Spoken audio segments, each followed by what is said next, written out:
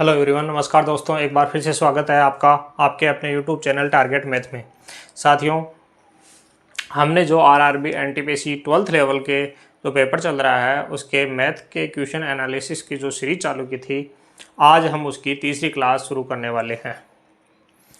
तीसरी क्लास हम करने जा रहे हैं। 2 क्लास हम पहले कर चुके हैं। अगर आपने वो नहीं देखी हैं तो जिनका आगे पेपर है वो सब लोग वो क्लास देखें और जानें कि एग्ज़ाम का लेवल क्या आ रहा है और आप में कहाँ कमी है।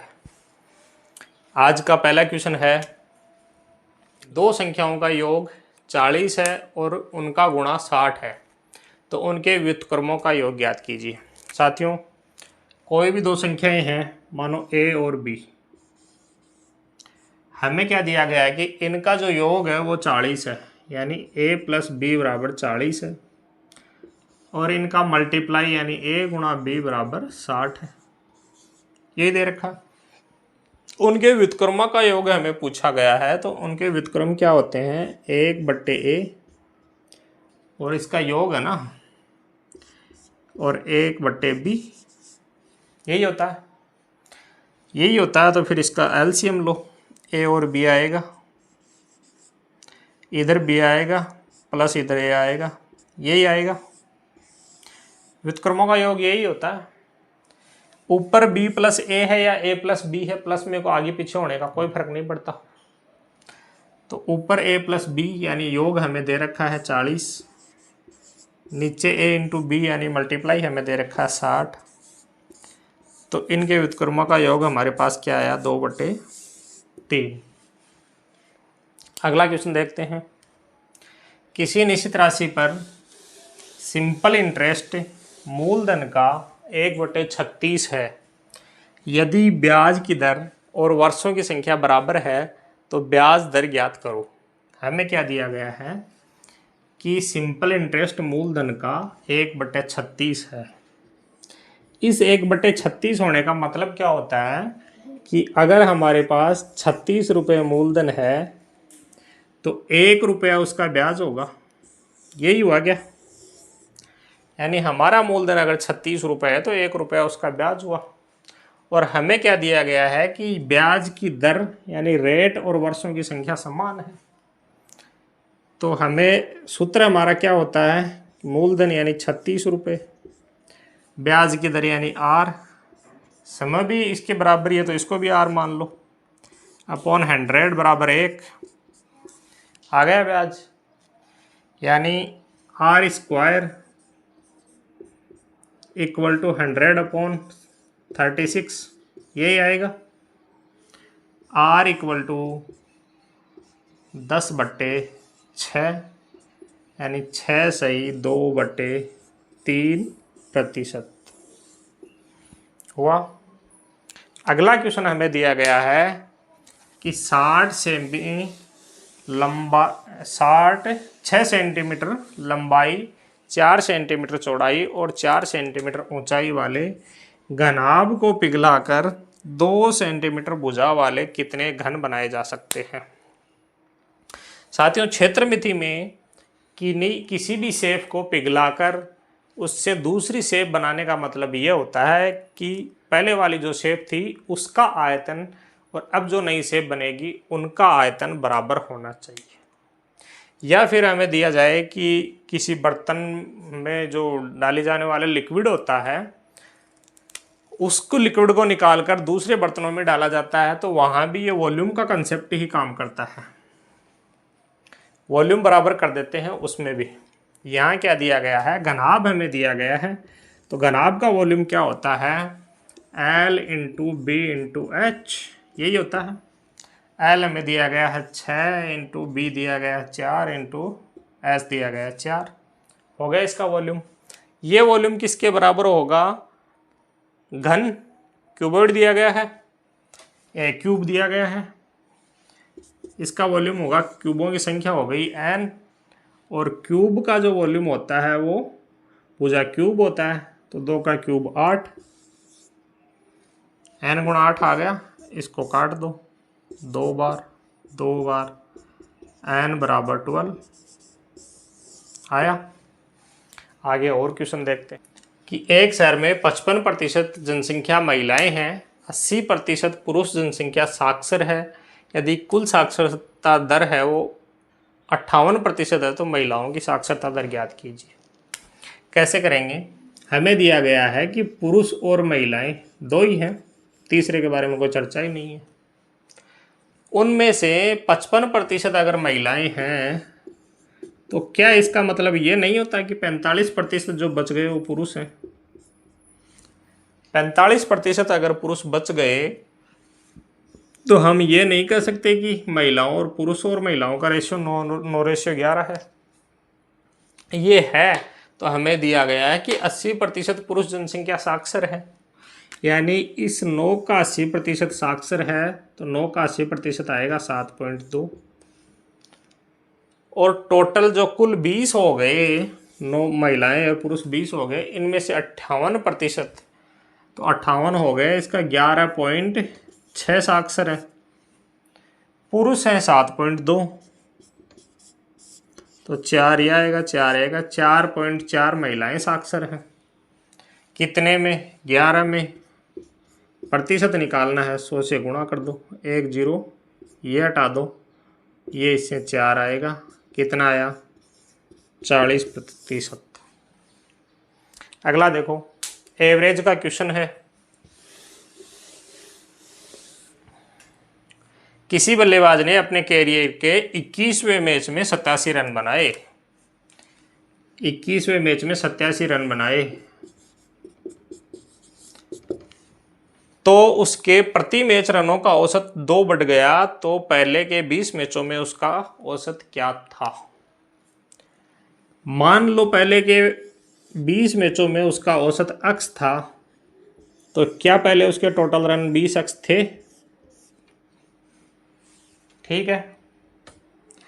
अब उसने 87 रन अगर और बना दिए, पहले टोटल रन 20x थे, अब उसने अगर 87 रन और बना दिए तो मैच हो गए उसके 21 और औसत हो गया उसका x + 2। ये टोटल रन हो गए। ये टोटल रन बराबर नहीं है तो इनको करो बराबर। 20x + 87 = 21x + 42। ये x बचेगा और इधर आएगा 45 आ गया x की वैल्यू। इजी है। अगला क्वेश्चन देखो, दो प्राकृतिक संख्याओं के वर्गों का योग 313 है तो उनमें छोटी संख्या ज्ञात करो। साथियों, एग्जाम में जा रहे हो, एग्जाम पास करने के लिए आपके तर्कस में हर तरह का तीर होना चाहिए। एग्जामिनर कौन सा क्वेश्चन डाल रहा है, किस तरह का क्वेश्चन डाल रहा है, हर एक चीज़ सोल्व करने से नहीं होती। कुछ चीज़ें ऐसी भी होती हैं, ऐसे स्पेशल रेलवे जैसे एग्जाम में, जो सिर्फ माइंड से होती हैं। अब देखो इस क्वेश्चन में क्या कह रहा है कि दो क्रमागत प्राकृत संख्याओं का ये वर्गों का योग अगर हम करने बैठेंगे तो पहली प्राकृत संख्या x मानो, दूसरी x + 1 मानो, इनका स्क्वायर करो, इनको जोड़ो, फिर इनको 313 के बराबर करो। ये करते करते हमारा बहुत टाइम वेस्ट होता है। लेकिन एग्ज़ाम में हम ये देख लें कि इनके वर्गों का योग 313 है।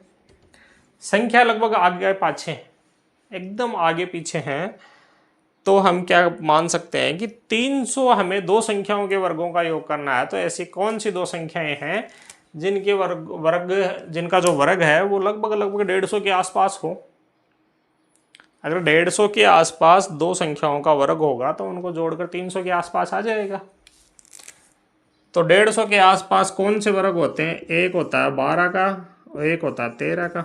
12 का हुआ 144, 13 का हुआ 169। जोड़ दो, एग्जैक्ट 313 आएगा। छोटा पूछ रहा है तो 12 बोल दो। सिर्फ सीधा सा माइंड का यूज करना था। आधे सेकंड का क्वेश्चन था। आगे देखते हैं। अगला क्वेश्चन देखो, x की पावर 4 - y की पावर 4, x - y, x की पावर 8 - y की पावर 8 का हाईएस्ट कॉमन फैक्टर यानी HCF। HCF होता क्या है कि ऐसा कॉमन फैक्टर जिसकी पावर मिनिमम हो। तो इनमें कॉमन है क्या? x minus y, x minus y, x minus y. देखते ही होने वाला क्वेश्चन था। P और 125 का मध्यानुपाती 100 है, तो P का मान ज्ञात कीजिए। साथियों, रेशियो एंड प्रोपोर्शन से क्वेश्चन हर शिफ्ट में आ रहे हैं। किसी शिफ्ट में 2 आ रहे हैं, किसी में 3 आ रहे हैं, किसी में 1 आ रहा है, लेकिन लगभग लगभग 2 देखने को मिल रहे हैं। या तो मध्यानुपाती पूछ रहा है, या तृतीयानुपाती पूछ रहा है, या प्रथमानुपाती पूछ रहा है। हम आपको बता दें, प्रथमानुपाती बी स्क्वायर अपॉन ए होता है, मध्यानुपाती रूट ए बी होता है, और तृतीय अनुपाती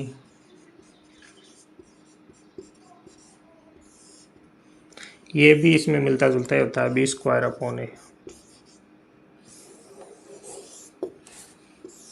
2 संख्याएं इसमें होती हैं दी हुई, 2 संख्याएं इसमें हो, तो कई बार इसमें 3 संख्याएं होती हैं, तो फिर ए अनुपात बी समानुपात सी अनुपात डी में रखकर इनका मल्टीप्लाई इनके बराबर कर दिया जाता है। ये छोटी सी हमने आपको एक झलक दिखाई इसकी। और ये क्वेश्चन अगर आपको नहीं आ रहे हैं तो हमने इन पे एक डिटेल 8-10 मिनट की क्लास की है। आप डिस्क्रिप्शन में उसका लिंक दे दिया जाएगा, आप वो क्लास जाकर देखिए। हर शिफ्ट में क्वेश्चन आ रहे हैं, अगर आपको नहीं आ रहा है तो पहले आप वो क्लास देखिए, ज़रूरी है। मध्यानुपाती है, मध्यानुपाती होता क्या है? दोनों संख्याओं का गुणनफल का अंडर रूट। दोनों संख्याएं क्या हैं? P और 125। तो P और 125 कितना है मध्यानुपाती? 100 है। अंडर रूट हटाओ, P इंटू 125 किसके बराबर होगा? 100 के स्क्वायर के। 125 ये 5 है, ये 4 है, ये 20 है। P का मान कितना आया? 80 हुआ। अगला क्वेश्चन देखो, और भी इंटरेस्टिंग क्वेश्चन है। इसमें पूछा गया है कि 147 के स्क्वायर का मान बताइए। किसके स्क्वायर का मान? 147 के स्क्वायर का मान। कितने याद कर लोगे? हम ज़्यादा से ज़्यादा 50 याद कर लेंगे, 100 याद कर लेंगे। कई बच्चों ने 110 तक भी याद किए हैं, लेकिन वो 200 का भी पूछ रहा है। 147 का उसने स्क्वायर पूछा है, तो यहाँ हमें सीधा यही होना चाहिए कि या तो हमें इनको मल्टीप्लाई करना आना चाहिए इजी वे में। इजी से इजी तरीके से कम समय में हम कैसे निकाल सकते हैं, वो चीज़ें हमें आनी चाहिए। मैं रिकमेंड करूँगा कि आप मल्टीप्लाई कीजिए इनको, एकदम इजी वे में मल्टीप्लाई कीजिए। जो संख्या दी गई है 3 अंकों से बड़ी संख्या आपको देगा नहीं। 3 अंकों की संख्याएं हैं, उनको 2 टुकड़ों में तोड़ लो। एक टुकड़ा इधर रख लो, बड़ा टुकड़ा इधर रख लो, 2 टुकड़ों में टूट गई। मल्टीप्लाई कर दो, 7 7 49, 4 14 7 98, 98 196, 220, 14 का 196, 20 216। अगला क्वेश्चन देखो,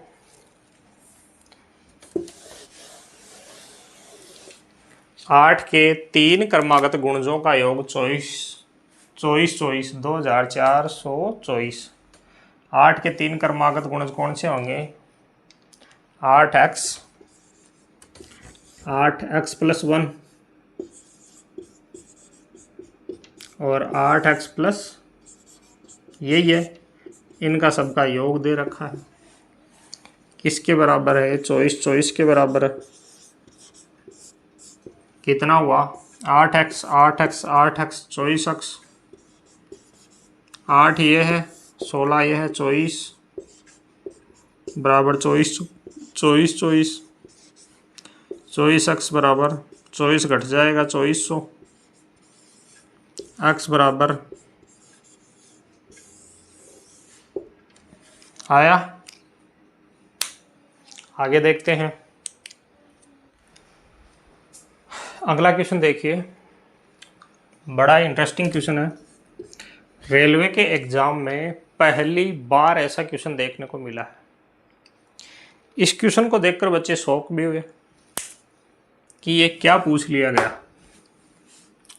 रेलवे के आज तक के एग्जाम में जहां तक मैं जानता हूं कभी भी क्वाड्रेटिक इक्वेशन का न्यूनतम मान नहीं पूछा गया है, इसीलिए बच्चे शौक हुए।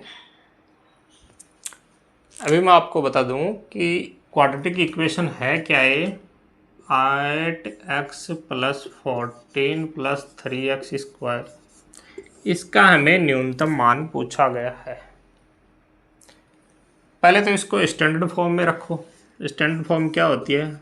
3x² + 8x + 14, ये क्वाड्रेटिक इक्वेशन की स्टैंडर्ड फॉर्म है। अब देखो होता क्या है, न्यूनतम मान जो होता है क्वाड्रेटिक इक्वेशन का, उसका एक सिंपल सा फॉर्मूला होता है। वो होता है 4ac - b² / 2a।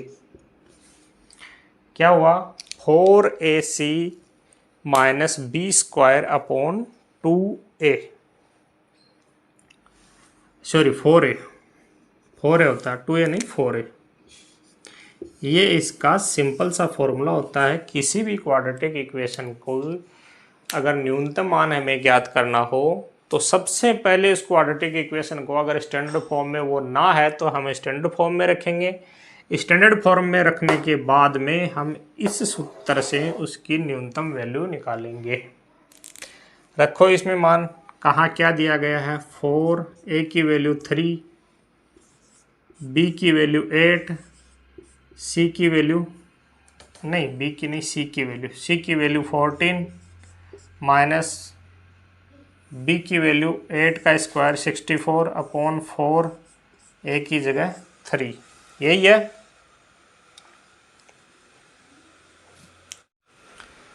यहाँ से 4 कॉमन ले लो, 4 बाहर निकाल दो, ये बचा 42 - 16/4 × 3, 4 से ये कट जाएगा, बचा क्या? ये 42 और ये आएगा 26/3, ये आई इसकी न्यूनतम वैल्यू। और आगे देखो, इसको और भी सोल्व कर सकते हो, 8 to 3 भी आ सकता है। अगला है वो है त्रिभुज का, विषम बाहु त्रिभुज, जिसकी सारी भुजाएं अलग अलग हों। तो सारी भुजाएं अलग अलग होने वाले त्रिभुज का दिया क्या गया है? L = 12 सेंटीमीटर और दूसरी 15 सेंटीमीटर, तीसरी 21 सेंटीमीटर। विषमबाहु त्रिभुज का क्षेत्रफल ज्ञात करने का एक फॉर्मूला होता है जिसे हम बोलते हैं हीरो का सूत्र। होता क्या है? s × s - a, s - b, s - c, जहाँ s क्या होता है? तीनों भुजाओं का योग अपॉन 2। तो s = 12 + 15 + 21/2, 12 15 27 × 28, 48/2, s का मान आया 24। क्षेत्रफल ज्ञात करना है, हीरो के सूत्र में मान रखो, 24 × 24 12 आया, और इसमें से 15 घटाओ 9 आया, और इसमें से 24 में से 21 घटाओ 3 आया। कितना आया? 9 × 27 और 12, 24, 12 × 27, इतना आया। क्या इसमें से 3 का 9 तो नहीं निकलेगा, 4 निकल जाएगा क्या बाहर? 4 भी नहीं निकलेगा। क्या आएगा? 3 यहाँ से निकाल देंगे, 3 यहाँ से निकाल देंगे, 6, हाँ 36, अंदर क्या बचेगा? 6। 36√6 इसका आंसर आ जाएगा। अगला क्या है, एक आयत का क्वेश्चन है। आयताकार मैदान दिया गया है, उसका विकर्ण और भुजा। ये कोई आयताकार मैदान है, इसका जो विकर्ण है ये कितना दिया गया है 65 और भुजा दी गई है 63। दूसरी भुजा हमें पूछी गई है। अगर हमें स्क्वायर याद है तो हम सीधा कर सकते हैं। तो ये होगा 65 का 42 25 और 63 का होता है 39 69। 15 में से 9 56, 256 आ रहा है, तो वैल्यू आएगी 16। अगला क्वेश्चन देखते हैं। अगला क्वेश्चन देखो, ट्रिग्नोमेट्रिक का क्वेश्चन है। दिया क्या गया है हमें, 8 cot थीटा = 6 है।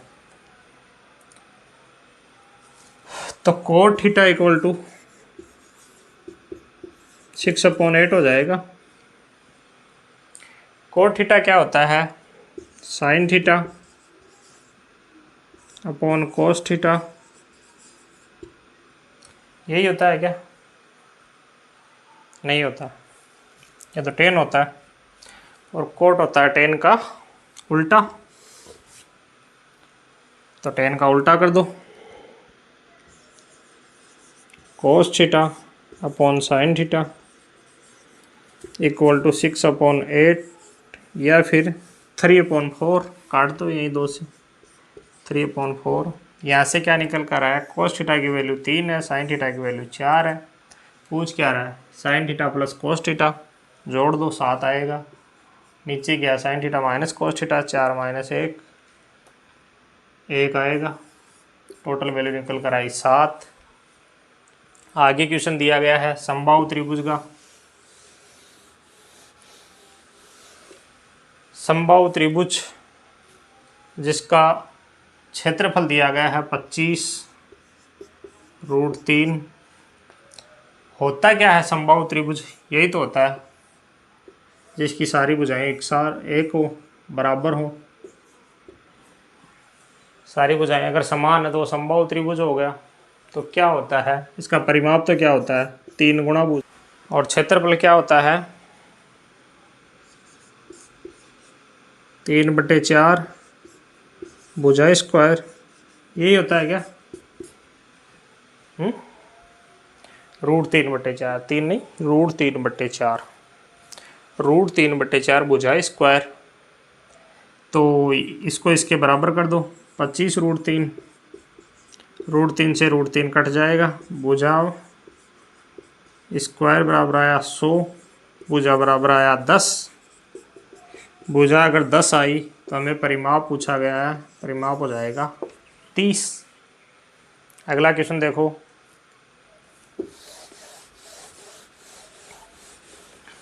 अगला क्वेश्चन है, यदि x का 75% यानी x का 3/4 बोल दूँ मैं 75% को, 1500 के 15% से 15 कम है, यानी 1500 का 15% 3/20 हो जाएगा, से 15 कम है। तो इसमें से 15 घटा दूं या फिर उधर 15 जोड़ दो, एक ही बात है। x की वैल्यू पूछ रहा है, यही है ना, x की वैल्यू पूछ रहा है, इधर 15 जोड़ दो, रहने दो, ये फिर क्या फ़र्क पड़ता है। 3 से काट दो इनको, ये 500 हो जाएगा, ये 5 हो जाएगा, ठीक है। कर लो, x/4 =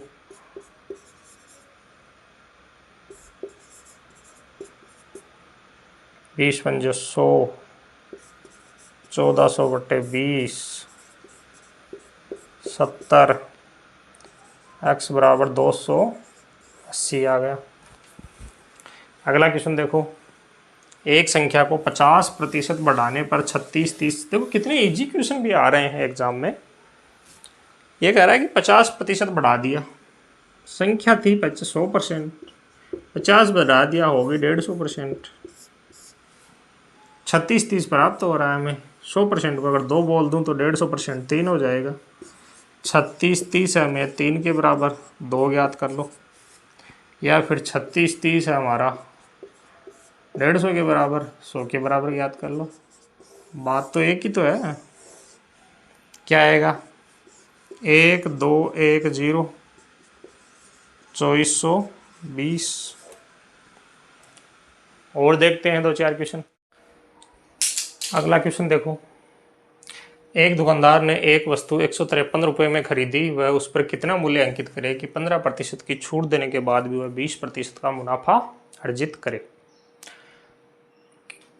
दुकानदार की लागत है 153 रुपये, मुनाफा कितना कमाना चाह रहा है वो? 20%। तो 153 का 6/5 हो गया 20% का मुनाफा। और मार्क प्राइस उसकी जो भी है उस पर वो छूट कितनी देगा? 15% की, यानी उसका 17/20 यही है। यहाँ से मार्क प्राइस निकाल लो। 17×9 153, 5 को 4 20, ये इधर आ जाएगा। 36 6, 36 3 216, ये इसकी मार्क प्राइस हो गई। यही आएगा। आगे देखते हैं। एग्जाम का क्वेश्चन क्या होता है? मैक्सिमम टाइम एग्जाम का क्वेश्चन कटने वाला होता है, लेकिन वो जो कटने वाली स्टेप होती है वहां तक हमें पहुंचना होता है।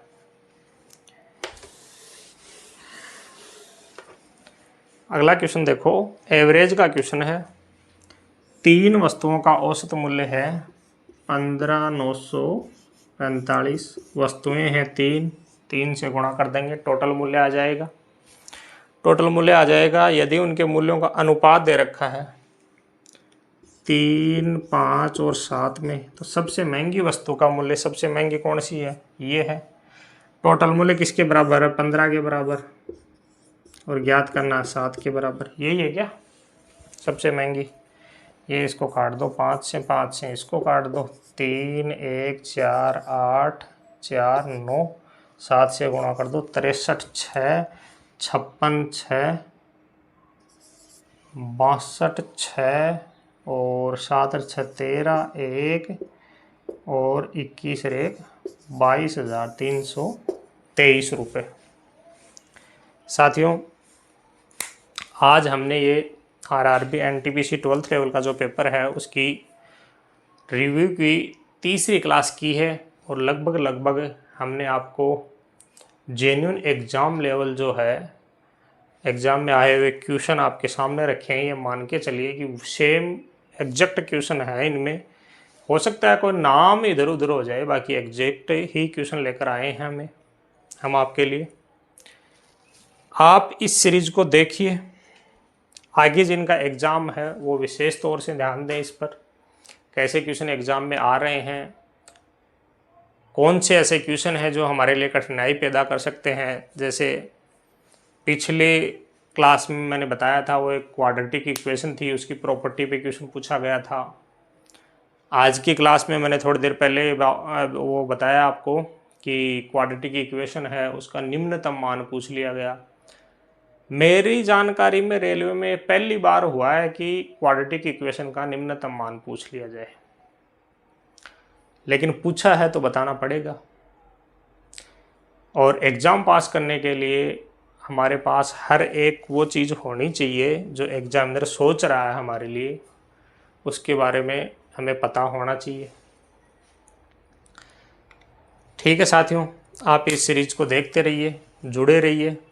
अगर ये सीरीज़ आपको अच्छी लग रही है, आपको इससे कुछ सीखने को मिल रहा है, तो क्लास को लाइक कीजिए, शेयर कीजिए, अधिकतम लोगों तक पहुंचाइए।